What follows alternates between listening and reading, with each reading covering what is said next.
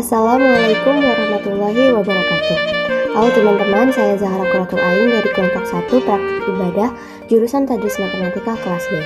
Pada video kali ini saya akan membahas salah satu materi dari praktik ibadah yaitu zakat, di mana terdapat 3 pokok bahasan yang akan kita pelajari, yaitu zakat mal, zakat fitrah, serta muzaki dan mustahik. Pembahasan yang pertama yaitu zakat mal. Mal merupakan bahasa Arab yang artinya harta. Zakat mal merupakan jenis zakat yang dikeluarkan dari hasil barang yang dimiliki, disimpan atau dikuasai.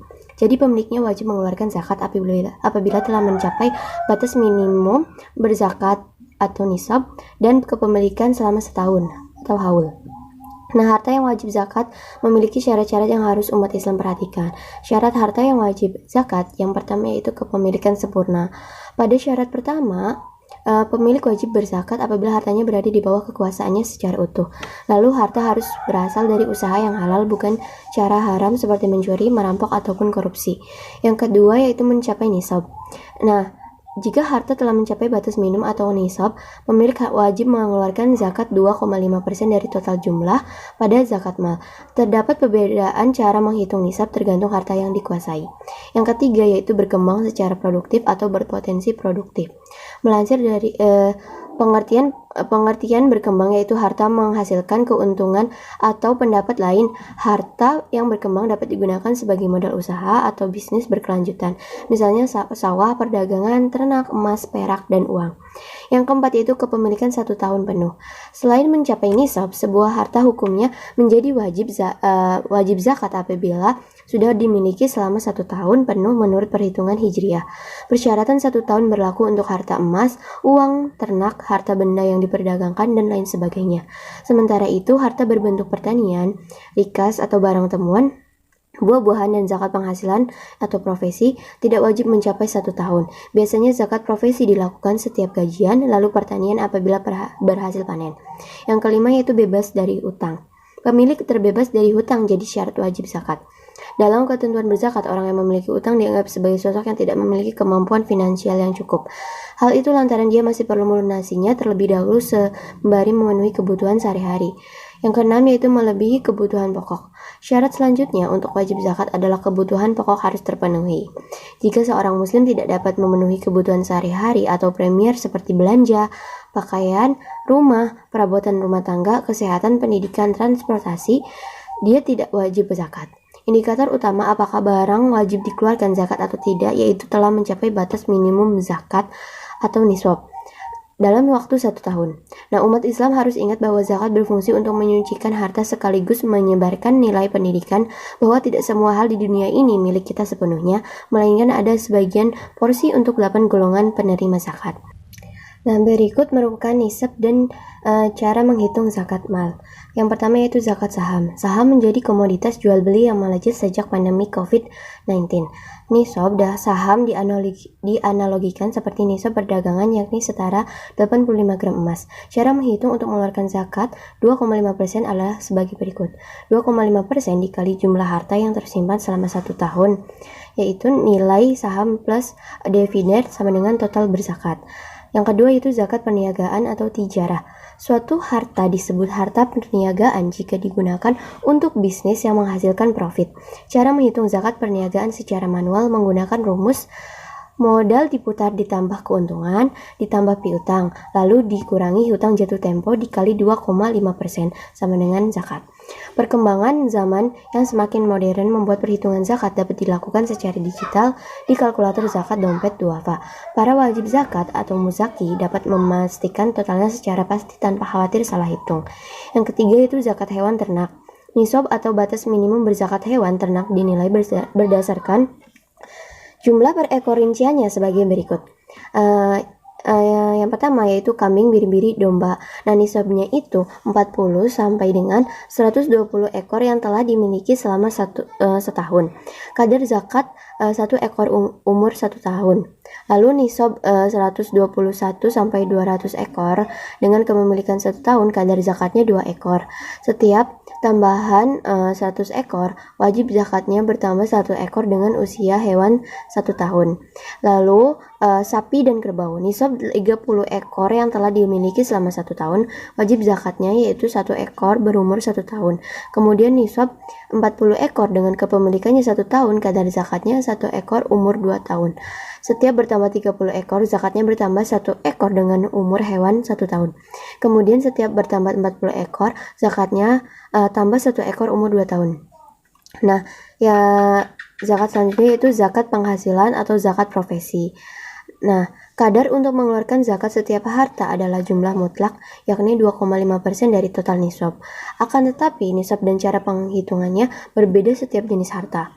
Cara menghitung zakat profesi ada 3 pendekatan, yaitu dianalogikan zakat emas dan zakat perak, dianalogikan zakat pertanian, dan dianalogikan pada 2 hal sekaligus.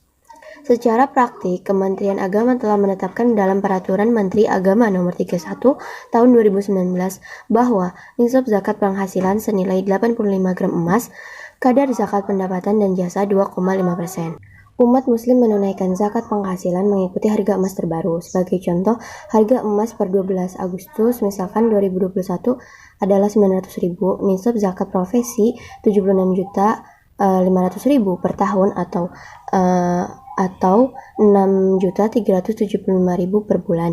Dengan demikian, orang muslim yang memiliki penghasilan atau upah lebih dari 6.375.000 per bulan, maka dia sudah wajib zakat penghasilan. Lalu pembahasan yang kedua yaitu zakat fitrah.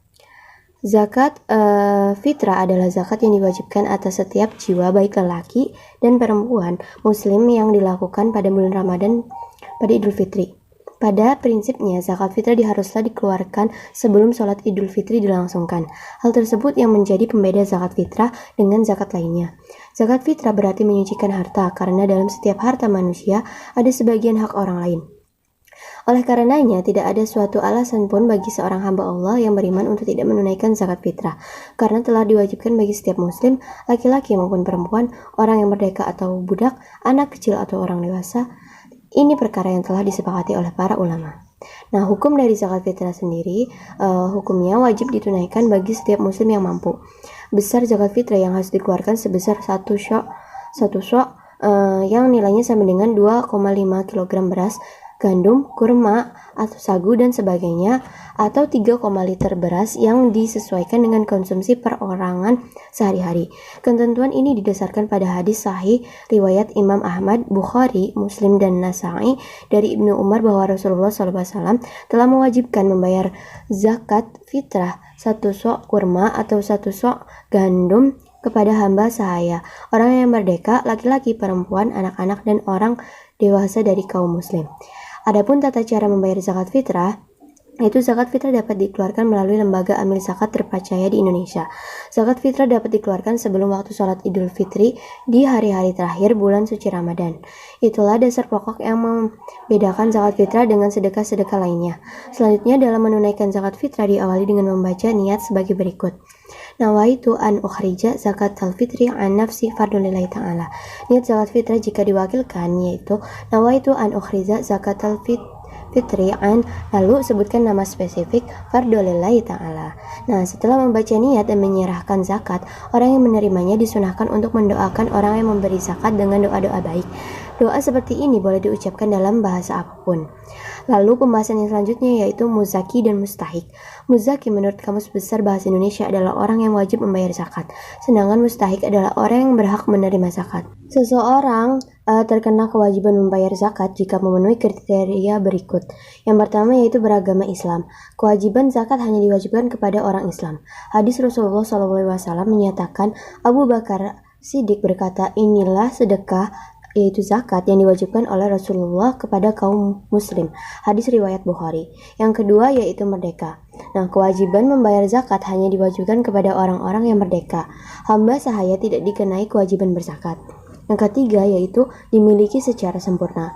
Harta benda yang wajib dibayarkan zakatnya adalah harta benda yang dimiliki secara sempurna oleh seorang muslim. Yang keempat yaitu mencapai nisab. Seorang muslim wajib membayar zakat jika harta yang dimilikinya telah mencapai nisab. Nisab zakat harta berbeda-beda tergantung jenis harta bendanya. Yang kelima yaitu telah haul.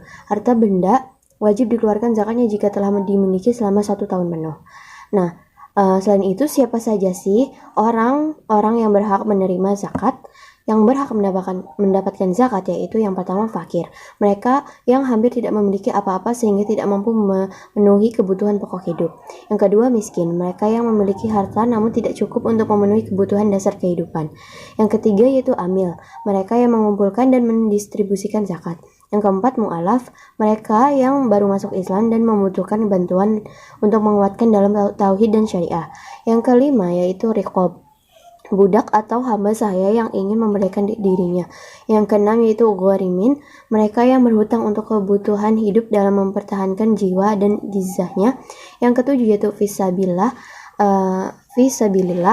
mereka yang berjuang di jalan Allah dalam bentuk kegiatan dakwah, jihad, dan sebagainya. Yang terakhir yaitu Ibnu Sabil, mereka yang kehabisan biaya di perjalanan dalam ketaatan kepada Allah. Nah, itu dia pembahasan tentang zakat. Semoga pembahasan kali ini dapat bermanfaat dan saya memohon maaf atas kurang-kurangnya. Wassalamualaikum warahmatullahi wabarakatuh.